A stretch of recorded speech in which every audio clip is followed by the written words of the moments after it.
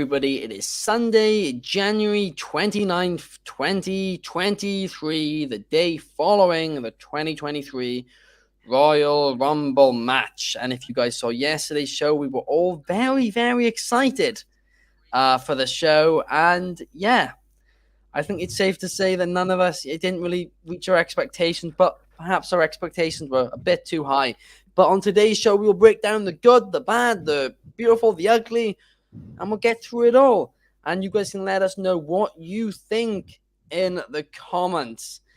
I'm today joined with the same crew as yesterday. I'm joined by firstly Clark. How are you today, Clark?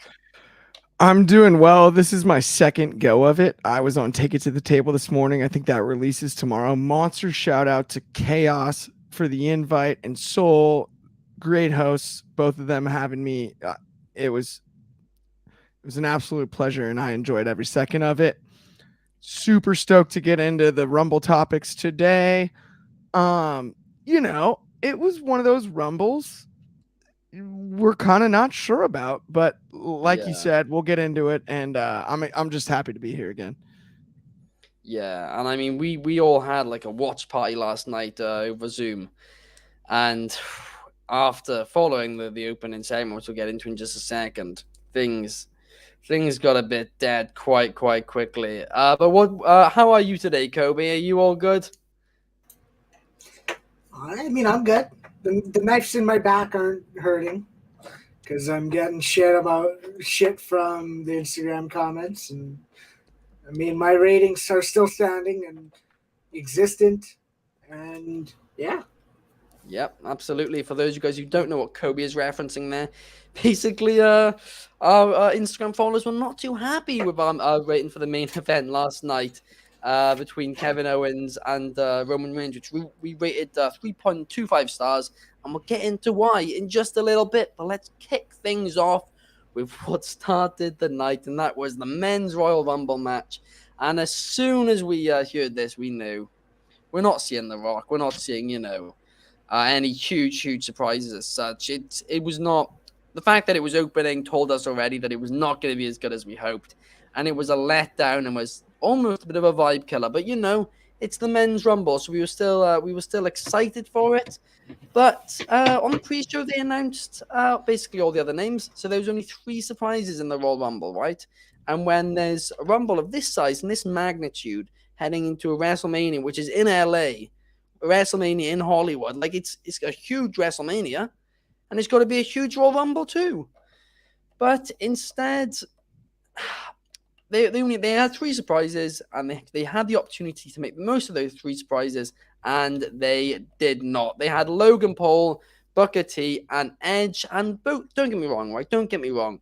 Logan Paul and Booker T would have been solid surprises if there were an additional 3 major ones, but there weren't. And if there's only 3 surprises in a Rumble of that magnitude, you cannot have Logan Paul and Booker T be one of those 3. Logan Paul's heel turn in the match, where he came out basically as a heel, was definitely the right move because, he's not getting cheered after that, I'll tell you that much. But the fact he was number 29 in the final surprise was pretty awful.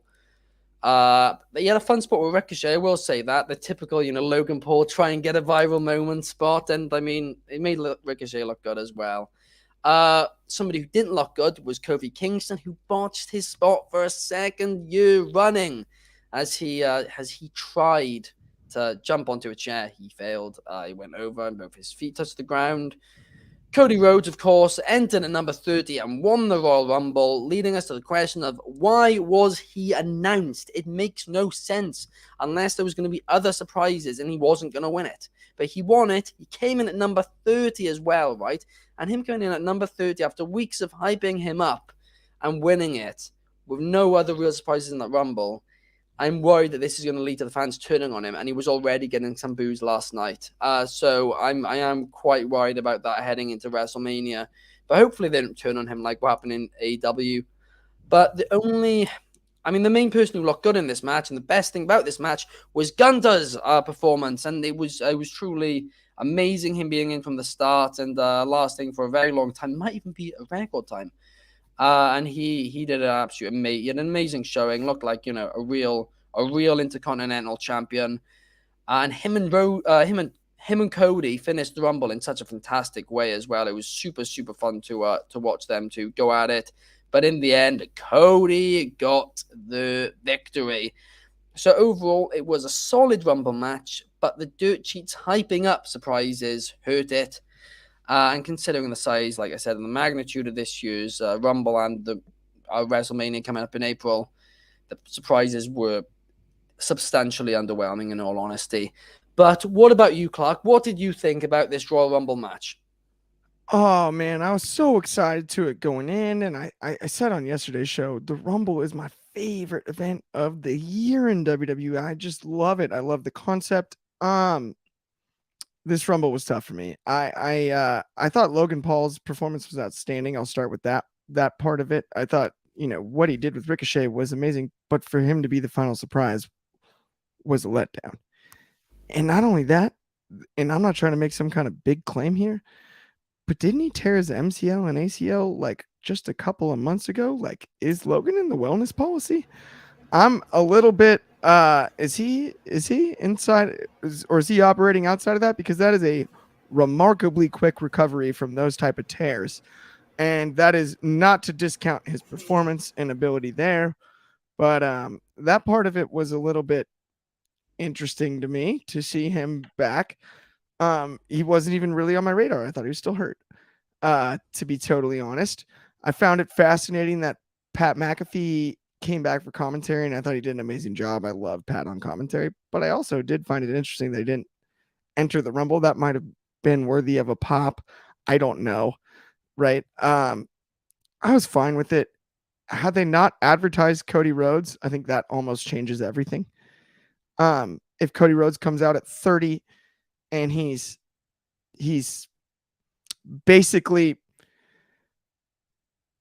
booked to clearly if he comes out anywhere but 30 or at 30 and we're not sure he's in it, if it's not advertised, that is, I think, the way you could have done it or made it better. And then I also at the same time have an issue with, I wish that they'd have flipped the order on. I wish they'd have done the Roman Kevin first and the Rumble, but we can get to that later.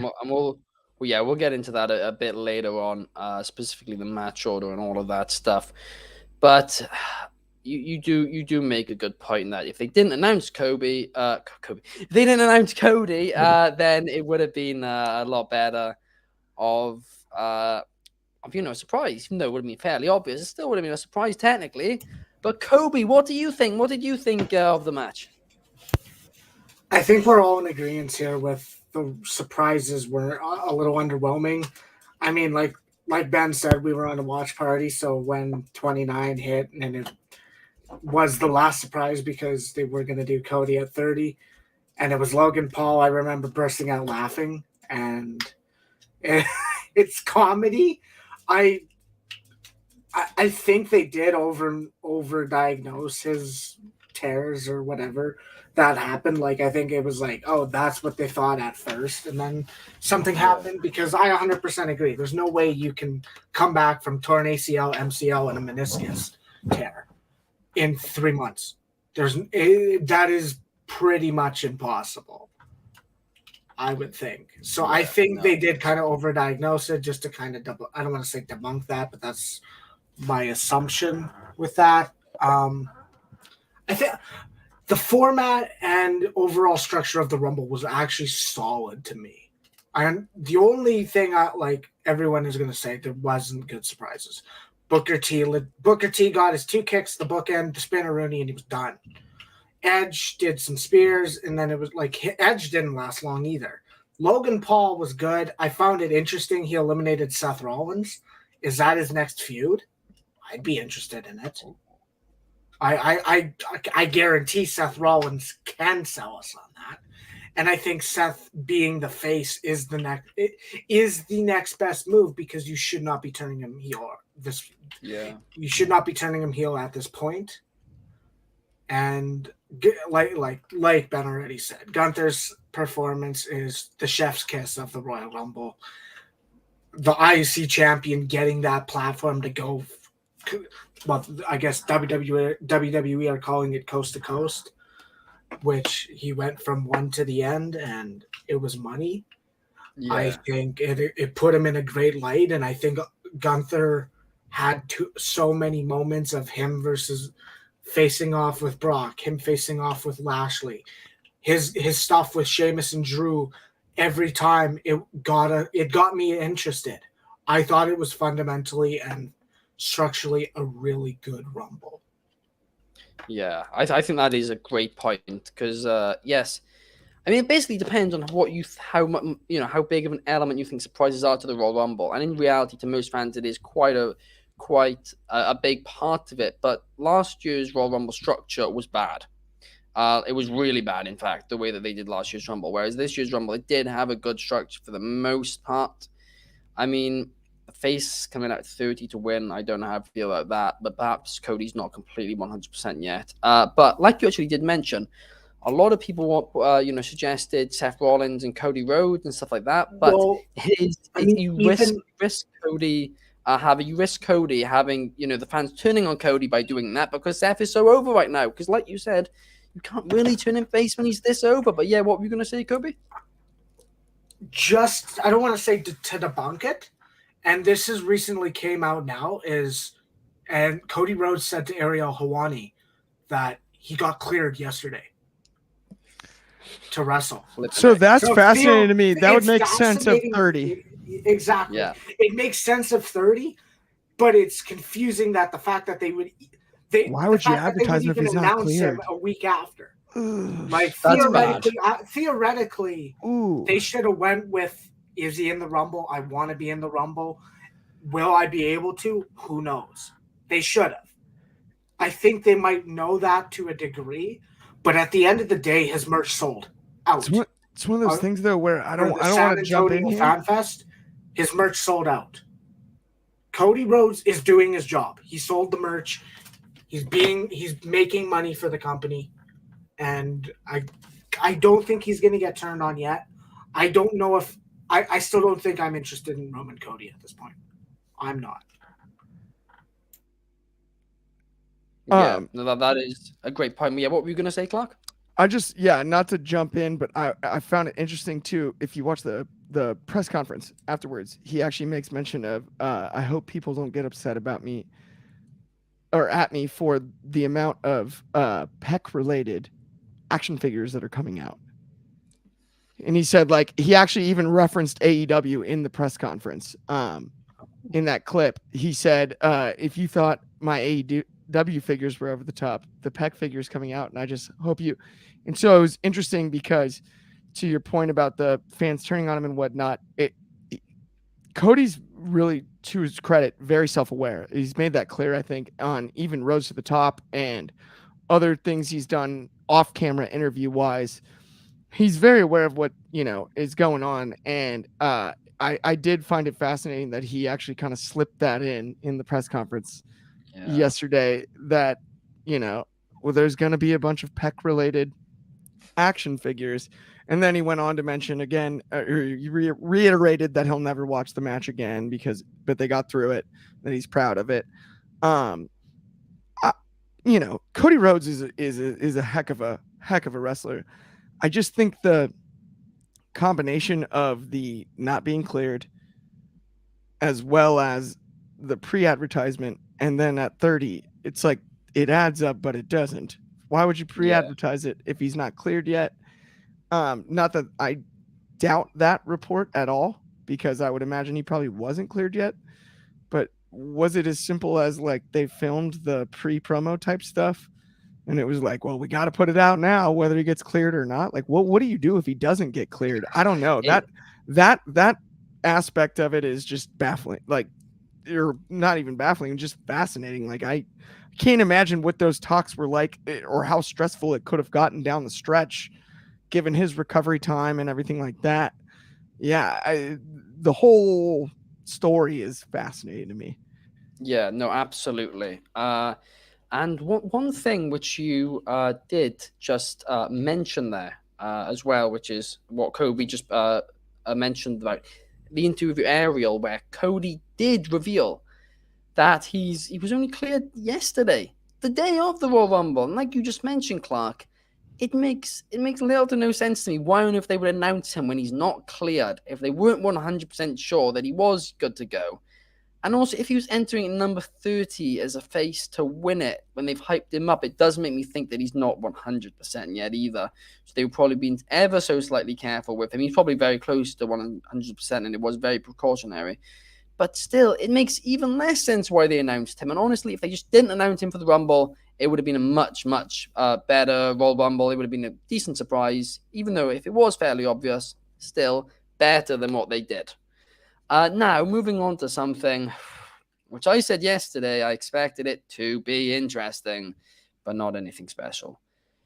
And that is Bray Wyatt versus LA Knight in the Mountain Dew pitch black match. And this match, from an in-ring standpoint, was fine. There was nothing special or even good about it, but there was no clear botches. It was fine. However, the pitch black gimmick was more of like a Nintendo Switch Splatoon game rather than an actual wrestling match. It was just neon everywhere, the paint everywhere. It wasn't, in my opinion, as bad as the zombie match from a few years ago, but it did come close. And I don't understand what the point of the gimmick was, other than, I mean, I obviously sponsor or whatever, but there was other things they could have done which would have resembled pitch black. I don't see what it added. It was a rubbish stipulation. And after the match, Bray Wyatt revealed a new mask after he beat LA Knight. And they started rolling into the crowd area. We previously, talked about whether or not LA Knight would be buried in this feud, or if there was a possibility that he'd come out of it looking, a bit better or whatever. But it turns out WWE decided to literally bury him by having Uncle Howdy dive on top of him off a platform and miss. But there was still an explosion, which killed both Uncle Howdy and LA Knight in the process, according to WWE. So, wow. Well, that was just absolute. I don't understand the point in it. I don't understand. It just absolutely sucked. And I'm a Bray Wyatt fan. I've given Bray Wyatt, the benefit of the doubt sometimes in this feud, but this absolutely stunk. I don't even care about Wyatt for the time being going forward, and that really, really hurts me to say, but it's my honest truth. But Clark, what do you think of it? So I have quite a few thoughts, but I'll try to sum this up as best I can. Did we see glow-in-the-dark kendo sticks last night? I think that was maybe the highlight of the match. And all I can say is I think there's a missed opportunity. Why didn't we have a glow-in-the-dark kendo stick lightsaber fight? Because that may have been the only thing that could have possibly salvaged this whole thing. It wasn't horrible. It wasn't great. It was weird. That's what it was. It was just weird. And then the Howdy missing. And why'd they show the replay of him missing? It was like, if you didn't see him miss the first time, check it out from this very same angle right away. And yeah, I don't know. Now, there was no answers. There's just a lot of questions, and that makes it difficult to navigate. The worst part. There are a lot of questions, but I don't even care about the answers to any of the questions. I know. It's more of like a curiosity thing. It's like I don't like why? What I mean, I get the sponsor thing, but I was impressed by LA Knight's work. Like LA Knight was great in this rivalry, and Bray, even at the end, I thought with the Funhouse and stuff like that, I just don't know where it's going. Did they really kill off the Uncle Howdy character, and why? Then what was Uncle Howdy? And if they really killed off LA Knight, then why? And those are my two big takeaways from the whole match. I think it was just WWE joking about them being done out. But I mean, is LA Knight going to come back covered in burn marks, and is Uncle Howdy going to have that burnt fiend attire now? It's just I don't know why they did it. It looked cool. But I say it would have looked cool if he didn't miss. But still, nothing interesting. But I know Coby, I know you weren't a fan of this going in. But what were your thoughts on the match? I'll say it this way, like I said it. There was a way to make this good. And I said this and I compared this to the Saudi Arabia match at Crown Jewel 2019 when it was Seth Rollins versus The Fiend. You had the dark lighting and it was just, it was a no holds barred? It was a no holds barred and it was just essentially a street fight. It was a fun match. The lighting was still stupid, but in this case, if you did that same match with the lighting, hence the title of the match being Pitch Black, it would have made sense. I think the only way that could have made this match good is if you didn't rely on the post-match set. I don't want to say segment, the post-match angle. Nobody looked good in that angle. LA Knight wasn't running. He was speed walking at most, holding the kendo, and then he got the couple shots before getting, I think it was clawed, and then he got taken up to the platform, and then whatever. Unless you're selling Uncle Howdy elbow dropped him, which maybe he hit him with his elbow or wrist, but he did completely miss. It's like a flying backhand. Yeah, exactly. Yeah, a flying Eddie. What does Eddie Kingston call it? The Huracan. Yeah, exactly. It's a flying hurricane. Spinning back fist. Oh, Yeah, I was gonna say no, but seriously though, fist, Coby, but I gotta get your take. What do you think about the lightsaber fight scenario? I think that might have saved it. I think it would have been funny, but at the end of the day, nothing like Ben said, nothing was wrong with the match, but nothing was good about the match. The only redeeming quality is things looked safe and things looked fine for what was delivered. Also, was it confetti or popcorn? What? Like in the crate thing, like when he had the floating stuff or whatever, was it confetti or was it popcorn? I don't know. The whole thing was just weird. It was weird. It made no sense. The green stuff. Yes. I don't think it was either. Yeah, I don't know what it was. It was something because it was glow in the dark. But I mean, foam? No, because it looked like it was liquid. Yeah, I was confused. The whole thing was confusing. I don't know. I don't know. I got a talking point based on both of this and another match. Yeah, that will happen after, of course. Yeah, but I mean, the match wasn't good. It's somehow limboed under the expectations we had for the match because there would have been a way to make it an entertaining match, and it was not entertaining in the slightest. The visuals of Bray's mask and Bray's eyes and the teeth and the glow in the dark, it was good enough, but it didn't that's not enough to say this is a match to rewatch. And I hope that's the thing. I guess this is the talking point this is one talking point that came up with this. And I think, this is almost based off of what Anthony has said multiple times. You almost think there's a reason why Vince didn't want to do this type of stuff or some of the stuff that has been done this career run or this run of Bray Wyatt in the company. And there's obviously a reason why Tony Khan said, no, we don't want that. Or whether it was this and the fact that it was money. But at the end of the day, something's not working. And I don't want to say it's Bray Wyatt because he's got an interesting horror mind. But I do not think it belongs in wrestling at this point.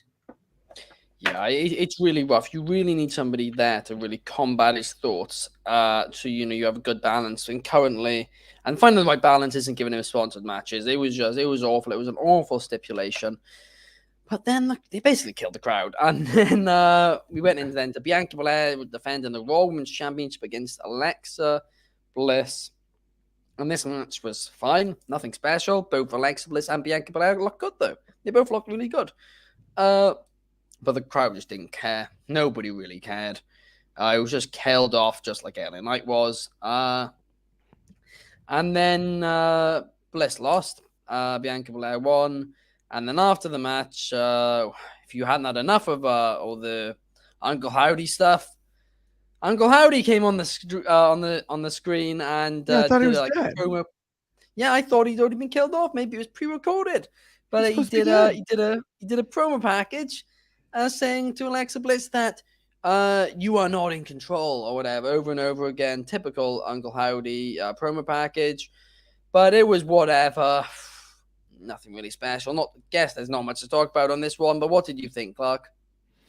I mean, to be honest, it was kind of something. The timing on the card again doesn't make sense.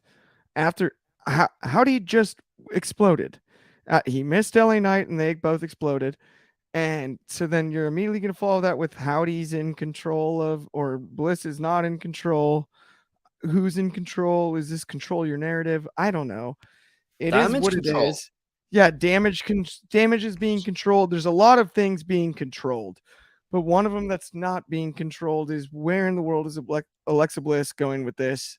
I get that there was some success with the Mania spot last year. I think Alexa Bliss is like an elite high level talent. It kind of just breaks my heart because I think her and Bianca should have had like an amazing match. And then I don't mind the Bray Wyatt work stuff if they're going to do it, but the slow tease, like we all know now. So let's get a reveal. Maybe if they'd have done the reveal last night, that would have made up for some things.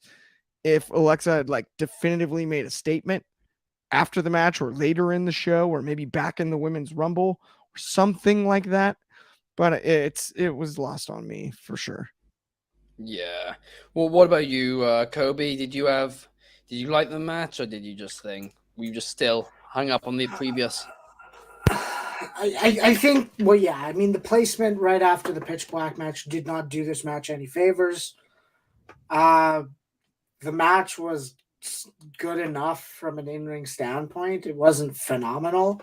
I still think something's weird because I've seen Alexa Bliss and Bianca Belair in the Women's Rumble in 2020, and they had chemistry and they looked good against each other. The last two matches, I don't know if something's happening between the two or if something's been limiting them or something at the end of the day, but I don't think they're working to the best of their ability right now. Like something's going wrong, if you want to say it that way. But I guess one of the talking points I came with this was, I was asked this morning, and it was, do you like the Alexa Bliss stuff? And the way I answered it was like, I'm more interested in this than I am with the Bray Wyatt stuff. And there's a difference, and there's a collection, and the way I see it is Bray Wyatt's story has been all over the place. We saw him all of a sudden. We saw him in the rocking chair saying he is Uncle Howdy. Well, no, we just saw Uncle Howdy in person, and then there's a bunch of things that it's like it is a true all over the place story with what I would call missing plot holes. Alexa Bliss's story is a lot, I don't want to say a lot more cut and dry, but it's a lot more linear. And I could explain Alexa's story. I could not explain Bray Wyatt's story. So that to me is kind of why I am interested in Alexa Bliss's angle right now. But at the same time, it's like at the end of the day, it's still interesting and it's still kind of connected to Bray Wyatt, and it's hard to kind of separate them, but I am. Because it is two different stories. Yeah, no, it's a very good point from you there about it just doesn't feel connected to this story, and perhaps we'll come back in a few months' time and it all makes sense to us, but it doesn't mean it makes sense at the time, and we don't have the incentive to really care and be interested to find out what it is, in all honesty. But then we moved on to the Women's Royal Rumble match. Rhea Ripley and Liv Morgan started it off, good opening too. But then, as if the crowd wasn't dead enough, they brought out Dana Brooke as number 3 and then Emma as number 4. They really need to do something at the start of this match to get the crowd going. They didn't. They failed to do so. But then Asuka came out with some face paint paying tribute to her evil days in Japan and got the crowd, got a big pop and got the crowd settled back into it. In fact, it almost surprised me, the pop for it, but it was great to see. And then Michelle McCool, who was just on camera before the Rumble, she then joined, entered the Royal Rumble and was in the, sitting front row with her family. So she jumped over the barricade and got in. It was a unique entrance. I actually liked that spot. I really did. And then we had another surprise entrance, And this was Chelsea Green. Now, a lot of people were expecting Matt Cardona, but he was not in the men's Royal Rumble. But Chelsea Green was in the women's Royal Rumble. However, despite the fact she just returned to WWE, she was in the Rumble for only a couple of seconds. It was, I think, the fastest elimination in Rumble history. And we've criticized Triple H for the booking of several WWE returns, but this was easily the worst. Perhaps until number 30, because number 30 was Nia Jax, and she did get a big pop, surprisingly, actually, but she did get a big pop. But let's be honest, especially if you look on social media, nobody really wanted to see her there. The botches started right away, but in fairness, this one was not her fault at all. It was the WWE production team played her music before the countdown finished, so the clock was still going down as she was making her way to the ring. I don't really think many people wanted to see Nia Jax back. She's been, she was quite rude to some wrestling fans online and stuff before. And I mean, in fairness, wrestling fans are rude to her too, so it's whatever. But not somebody I don't think coming back was a good idea, honestly. And then the final two were the same as the first two, Rhea Ripley and Liv Morgan. And they had a great final sequence, and Rhea Ripley won the Royal Rumble, and I was super happy about that. I thought it was a great pick. But what did you think about the Women's Royal Rumble match, Coby? So the Women's Rumble match, to me, it's always going to be harder for the Women's Royal Rumbles to be better than the men's. You got a lot of entrants that the crowd are not caring for. In the men's, you really didn't have people who didn't get a pop. Like, you can maybe say Gargano got a weak pop, but I mean, the majority of the people in the men's Rumble were, I don't want to say established names, but people that the crowd would at least give a reaction for. I cannot say the same about the Women's Rumble. We saw Dana Brooke get nothing. Emma didn't get much. Mia Yim didn't get anything. Candice, Indy Hartwell didn't get much at all. I'm not saying that's on the crowd. I'm not saying that's on the booking or anything. It sucks they didn't get a pop because I do think they're all talented in their own way. But I think it was the only move that could be done in this match. We saw the final three being Asuka, Liv Morgan, Rhea Ripley. You really could have gone either way. You could have done Asuka. She's a darker version, and she could go for Charlotte Flair because of the rematch, the history, the undefeated streak. You have a story written there. Liv Morgan, you have a story written because she told Charlotte she was going to come back when she was real. There's stories there. There's stories everywhere. Rhea Ripley, Charlotte won the Rumble and went after Rhea Ripley. Rhea Ripley should win the Rumble and go after Charlotte. I am not interested in seeing Bianca Belair versus Rhea Ripley right now. I'd much rather see Charlotte Flair, Rhea Ripley. And I think that was the right move. I think it's interesting as number one, the heel goes coast to coast and wins, and Cody Rhodes, the face, wins at 30, but circumstances makes things happen, and yeah. Yeah, a great point there. Actually, that's a great call, Coby. The heel went the whole way. The face didn't. The opposite of how it's meant to go. But yeah, it was, like you said, it was enjoyable, and it was never. There was always going to be quite a few entrants who people didn't care about, and the crowd were already not really caring about the match, in all honesty. But Clark, what did you think about the Women's Royal Rumble match?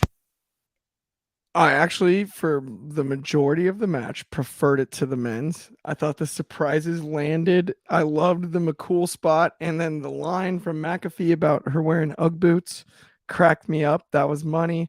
Asuka's reveal was great. I'm not trying to knock Rhea Ripley, the talent, but we've had this issue lately, weirdly, in the women's division. Like Sonya Deville, who had an amazing match as well and took that big gash on her forehead last night, that we saw, was a title challenger of late and hadn't won a singles match in 2 years. And I'm not saying Rhea Ripley hasn't won a singles match, but she hasn't wrestled. She hasn't wrestled in a singles capacity in the women's division in a long time. She's been the muscle for Judgment Day. We don't see Rhea Ripley mixing it up with Becky Lynch, Bayley, Bianca. We don't see that on Raw ever. we don't see it on SmackDown either because she doesn't appear on SmackDown because of the Judgment Day affiliation.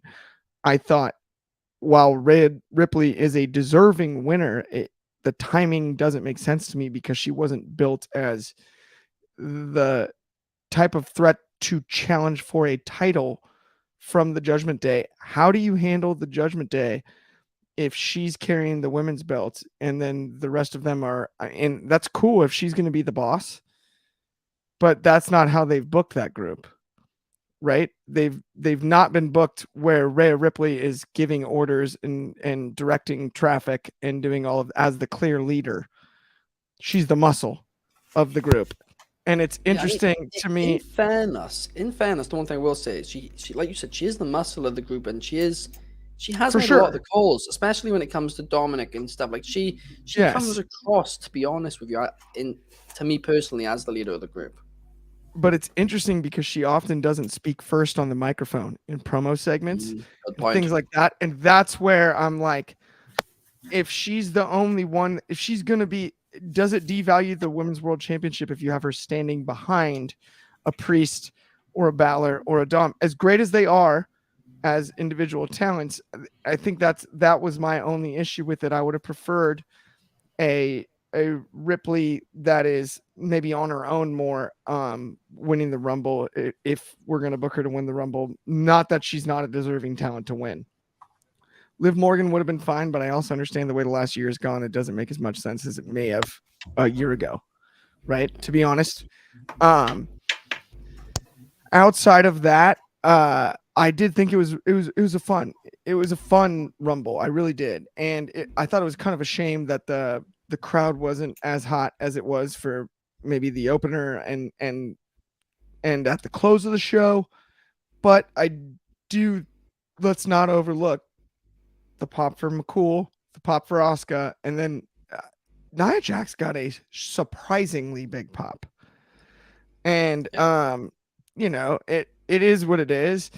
I still like I said, Ripley deserving winner, but I just think circumstantially odd. I didn't love, given how she was built going into the Rumble, her to be I didn't see her as the standout, the winner, especially going the distance and going bell to bell. And it's interesting too, because correct me if I'm wrong, but there's been quite a few women's Rumbles where the winner has come from the top 5 or the first 5 entrants. I mean, Belair was, I believe, 3. We've seen a lot of 1s and 2s and records being set, and that's cool. But I don't know if that made sense in that spot, especially her being a heel. I would have preferred later in the Rumble maybe, and she wins with an equally outstanding performance. But either way, it is true. You do risk the fact that the fans rooting for her at WrestleMania now. But I think it'll be something that they'll get around. And as I said before, I'm very happy that Rhea did get the victory. And I think she does deserve that WrestleMania women's main event spot, because of course she was meant to have it with Charlotte Flair, like I referenced yesterday at WrestleMania 36, before of course the pandemic happened. But then moving on to I just want to say one thing. I just want to say my opinion about the Judgment Day, and I think to kind of counteract is, yes, she wasn't always the first to talk or anything, but it's very clear there's a hierarchy, and she's like the top star of the Judgment Day at this point. I don't want to say any fan can recognize that. If you're watching the Judgment Day, you can kind of tell she's being put in the position as she's the one they're going to treat as a specialty, or as someone is like, you're not, she I don't want to say compare her to Roman Reigns, but she's not wrestling on a week-to-week basis like Damian Priest was, like Finn Balor has done some. She's in the position as she doesn't wrestle at all. Well, for the first half of from SummerSlam till has she had a match on Raw this year? Yes. How many? Yes, she's had quite a few. I'll fact check this. I'm curious on that. think January? one. One? Candice I think one. It's the 29th. With Candice LeRae, it was a squash. It's like 4 Oh, minutes. okay. Well, that's that actually was not. that wasn't the well, No, that no, wasn't this, no. That's What do you mean this the year. 29th? Sorry, this 2023. year. Oh, sorry. This year. No, I'm forgetting we're in January. Yeah, of course, she's only had one so far. This year. But no, she had on Raw in January a fight. In January she had. It would either She be had one or 4 two. matches. She had 4 matches in January. She had 3 matches in. Whoa! On November. Raw? All on Raw. There's only All been on four. Raw. There's only been 4 Raws total, or 3 Raws total. She's How could she not have 4 wrestled matches that in many January In times. of December 23? she had 4. In December she Oh, had okay. 4. In December November she had 4. 3. Yep, and in January she's only had 1 so far. But in She fairness, squashed to, Candice. Yeah. I And she don't looked know. good in I that. guess the other thing I would say too is just I think it heading into the Rumble, Rhea was the obvious standout, but they didn't book her as a Rumble threat. They booked her doing a stare down with Solo Sikoa. They booked her in the Dominic storyline, right? She inserts herself into the men's Rumble and then comes back and does the women's Rumble thing. I understand that does put her over further because of the spear from Beth, but at the same time, I saw the build going differently, and I would have preferred her to be more threatening because again, like we're all in agreement that it doesn't make sense the Bianca rivalry, and Yeah. it makes more sense for the Charlotte rivalry, but there's been no hints. There's no. Well, then who's the face? Is Charlotte really going to be the face against Ripley? Well, I mean, that's the question you have, but they have, in fairness, they have over 2 months to build it. For And sure. that's the other thing. That's the other thing that I will do in WWE's defense here is yes, they've made Rhea look strong while keeping her out of the title picture, and she certainly is. They kept her looking strong while keeping her out of the title picture, which means that when it comes to WrestleMania now, it feels new, it feels fresh, and it looks good. So I really, really do not have an issue with it at all personally. However, we are now going to move on to what was the main event of the evening, and that was Roman Reigns defending the WWE Unified Universal Championship against Kevin Owens. And truthfully, this just was not one of the better Roman Reigns matches from his title reign so far, and was definitely my least favorite match between Reigns and Owens. Kevin Owens took a few rough bumps during the match, which didn't look great, especially on the steps. It didn't look very protected. On the first one, he did look like he hit his head. The second one, I think Coby thinks he did. I wasn't sure about that one, but the first one, I certainly think he did. And honestly, this match just felt predictable. In the end, of course, Roman Reigns won. But we'll get on to the segment afterwards in a few minutes' time. But specifically, the match itself, what did you think about it, Clark? Both step spots tripped me out. I did not like either one. It just scared me. Back of the head, also the lip of the step, the way that was in play, and then the way that he had I can't remember if it was the first or the second one, but it did look like he had a hold of Owens' wrist, so he didn't really even have the chance to get his hands behind on the back of his head to even try to soften it in some way. And that's where I got really sketched out myself, is when it looked like it was his right arm, I believe, on one of them that was like kind of trapped behind his head. And I was like, no. Back of the head, not for me. The rest of the match I thought was very entertaining. Don't get me wrong. It's Kevin Owens and Roman Reigns. They're always good. And you had a lot of things in everything involved where Sami was pseudo involved in the match, and that's something I think we overlooked slightly. Sami was pseudo involved the whole way, and that was a part that I really liked about it. But of the Owens Reigns series, I'm in total agreement that is not my favorite of the bunch. I would definitely go with the last man standing match, even with the bad finish on that one, if I was choosing between that series. But with given the follow-up, I was fine with how the match was. Yeah. Yeah, I mean, we obviously got a lot of heat for it, and of course, a lot of that heat. Of course, the man who reviewed that match was Coby Galenzoski, who is here today. So, Coby, what were your thoughts on this match? And if you want to talk any more about the controversy, or He's basically right. stop reading. So, yeah, I agree with the rating 100%. But yeah, He's right. He's right. So that's the thing is I'll 100% agree. Clark took my spot. The head stuff did not look good. The heads, I don't want to compare it or anything. That this was to me a modern day Rock Mankind. I quit. This made I understand Kevin took the bump last year with Austin Theory. Keep in mind, and I know Clark doesn't like Theory, but rightfully so. You're not supposed to like a heel. Good point. I understand Kevin likes those bumps. But overall, I got worried.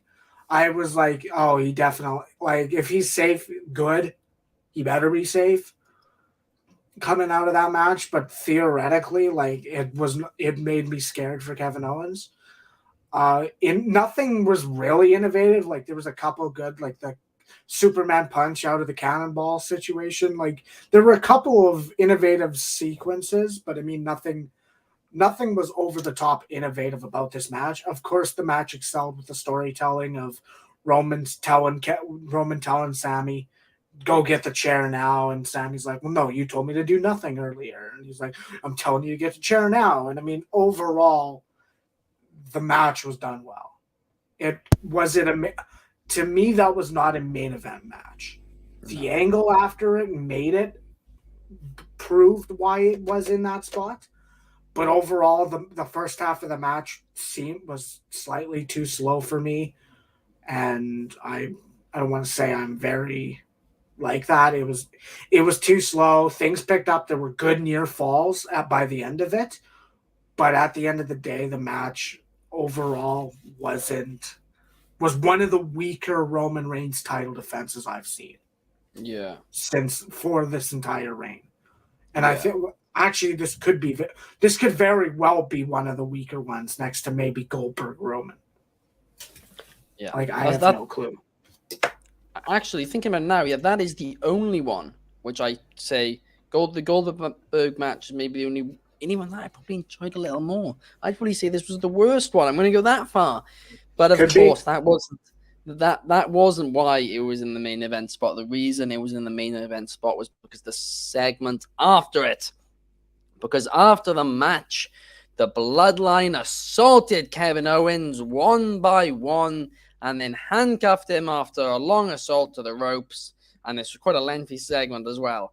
They handcuffed him to the ropes and Roman got the steel chair out and was getting ready to, just absolutely end the career of Kevin Owens before Sami Zayn steps in the way, tells Reigns that he's better than this. You don't need to do this. You're better than this. You don't bring yourself down to the standards of Kevin Owens. You're better than this.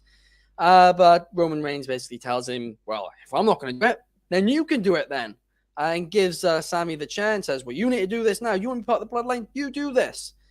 And Sami just looked very conflicted. It was almost a minute. He was there with a chair. He was, looking at it. He was so conflicted. And at one point, it looked like he was going to hit Roman with the chair, but he didn't. And then he carried on and he was looking again. And then in the end, to the back of Roman Reigns. Crowd went absolutely wild. Sami chants everywhere. The Bloodline are looking at him in shock, and he's seeing this chair. He's like, I had to do it. I had no other choice. I couldn't go along with this. And then Jimmy and Solo Sikoa take out Sami Zayn, beating him up. Like about a minute later, Roman's back up after the chair shot, and he's now joining in on the assault on Sami Zayn. And Sami Zayn just being absolutely taken out. And they try and get Jay to do something. Jay's not having any of it. Jay's just walks out of the ring, and he's just looking all conflicted, walking back up the ramp. Roman Reigns looks a bit concerned for a minute, but then they just carry on, taking out Sami Zayn. Roman Reigns then gets his necklace and starts taking off the flowers on top of Sami Zayn. They leave him in the ring for dead alongside Kevin Owens. And as basically every pay-per-view over the last 2 years, the Bloodline finished the pay-per-view, standing on top. And wow, oh wow, this was a great segment. And admittedly, last night when I watched it, I didn't actually think it was as good as when I rewatched it this morning. Because, of course, well, firstly, in fairness, it was 5 a.m. My time here in the UK. But also, secondly, because of, there were quite a few disappointments throughout the Rumble. I just wasn't particularly in the mood for it. But it was an absolutely must-watch, top segment. And I absolutely loved it. I'm really hoping they somehow carry this out to Mania. They definitely won't. It's 100% happening at Chamber. But I really hope they find a way to do it at Mania instead. And perhaps Cody decides he wants a different title or something like that. I don't know at Mania. But I think the likelihood is we're getting Reigns versus Sami at Elimination Chamber in Canada. But what did you think about this segment, Clark? I totally agree with you on the second watch. The second time I watched it, I was like, dang, that was great. I really wish they sent it out first. As much as I loved the explanation on Roman saying, stick by me, Sami. But think about this. Sami has been by the side of a different member of the bloodline since he's been affiliated with them. At first, it was he and Jay that had the secret handshakes and got along. Then he was accompanying Sikoa to the ring at Raw. Then he proved himself to Jay at War Games. And I love the idea of Roman Reigns saying out loud, you're with me tonight. You got to stay by me. Now he's Roman's guy. And that, in a way, and on the one night that he is Roman's guy, obviously the turn happens. I dug that. I wish they would have sent them out first, because then it auto kind of explains his non-appearance in the Rumble. I don't actually even think that they need to rebook it and have Sami come back. They decimate him enough with the leaves and stuff or whatever. You put him in an ambulance and make it very clear he's not coming back, period. And I think it benefits the men's Rumble if you can flip that order. I think that's the call that I would have made personally. But my actual feelings about the segment, it was great. It's still the best story going in wrestling. And my only fear is, please do not take away our Sami Zayn humor week to week, now that he's no longer got the interactions with the bloodline, because it's one of the best things going on SmackDown. That's my only fear coming out of this, is if Sami Zayn's going to be too serious to be as entertaining as he's been this entire run. Yeah. That is an absolute great point. Great point you made there. And I'll add to that. And just on your point about it going first, and we spoke about this off stream before we went live. The issue that I would have is, you could have Sami Zayn being, if that match went first, you could have Sami being taken away in an ambulance, and the ambulance blows up as soon as it leaves the arena, and still people would hope for Sami Zayn to come back. It's all happened in WWE before. People have been taken out and they've come back, and it's like, well, this wouldn't happen in real life. No matter what you would have done to him, people would have expected him to come back. And the Willis Reed in basketball would have been. Yeah. Well, I mean, the Royal Rumble would have been even more of a letdown if that was the case, if I'm being honest. I think the only way is you did that match first, and then Sami did come out, and then you did the Royal Rumble as the main event, and Sami did come out in the Royal Rumble towards the end of it, and he wins the match. I think that's the only way in which I think that would have made the show absolutely phenomenal. I think it would have redeemed even the Pitch Black match in a way. I think we wouldn't be talking about that as much if that was what went down. But I mean, at that point, then we're rebooking the show. And then, like we said earlier, another way they could have rebooked it was just not announce Cody. But yeah, there's a lot of things that were a bit upsetting about this show. But it's what it is. But what did you think about it all, Coby?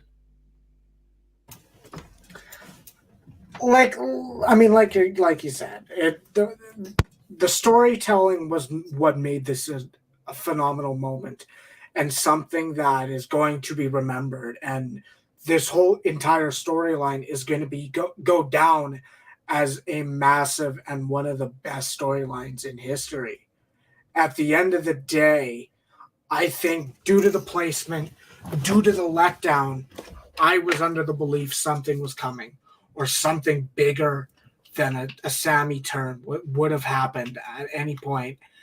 I was somewhat let down, of course. I think the crowd were let down to a degree. Roman was getting real heat by being like they were saying "fuck you, Roman" in a loud chant, and this is the first real kind of heel moment that we can really say, okay, Roman is at the top of his game. Like, he really hasn't had that big of a moment to say this is heel Roman at its finest. He is at his finest. But at the end of the day, I don't think you can have Sami Zayn just have a title match at the Chamber. If they have the tag match at the WrestleMania, I think that doesn't pay off the storyline to the best of its ability. Yeah. I do. That is a very, very good point. I just really hope they have the WrestleMania main event spot, as it's what this storyline deserves. Like, it's, I mean, the one advantage of doing it, the main advantage of doing it in Canada is that, of course, you get the Canadian crowd who are going to be 100% behind Sami. But I'm going to be honest, I think any crowd at this point in time would be completely behind Sami. Yeah, and I'm just more interested in that match than anything. But very quickly, 1 minute answers each, right? What overall, in 60 seconds, Clark, what was your overall thoughts on the Royal Rumble pay-per-view as a whole? On first watch, I was slightly disappointed on first watch. It was just my expectations were too high, admittedly. On the second take, I really loved the ending. I liked a lot about the men's rumble. I liked a lot about the women's rumble. I felt a lot to be desired, but it doesn't. I'm not turned off on Mania season from here on out. I still am ready for Mania, and I know that they'll get it figured out by then. I'm excited about Elimination Chamber. I think my personal expectations were just a shade too high for this one. Yeah. And that was my biggest takeaway. I blame me as much as anybody else. Yeah. No, I mean, but at the same time, we're wrestling fans. It's the Royal Rumble. It's meant to get us hyped for WrestleMania. And Exactly. didn't really do that too well. But what about you, Coby? What were your thoughts on the Royal Rumble in 60 seconds? What I can say is what needed to delivered, and that was the Rumbles in the main event. At the end of the day, I think Bray and LA Knight and Bianca Belair and Bliss both were under expectations. Like, I knew Pitch Black was going to be bad, but not that bad. And then Bliss and Bianca, I was hoping for more and hoping for them to kind of redeem themselves after what was almost an awkward match from the first Raw of 2023. But at the end of the day, the Rumble kind of did its job. It did get us excited for WrestleMania, and to a degree. Was it a fundamentally the best pay-per-view that's happened in a while? No. I think we've had a couple other really solid shows in the last 6-8 months. And other than that, I don't want to say this is a weaker one, but this was a weaker one to me. Mike, Ben.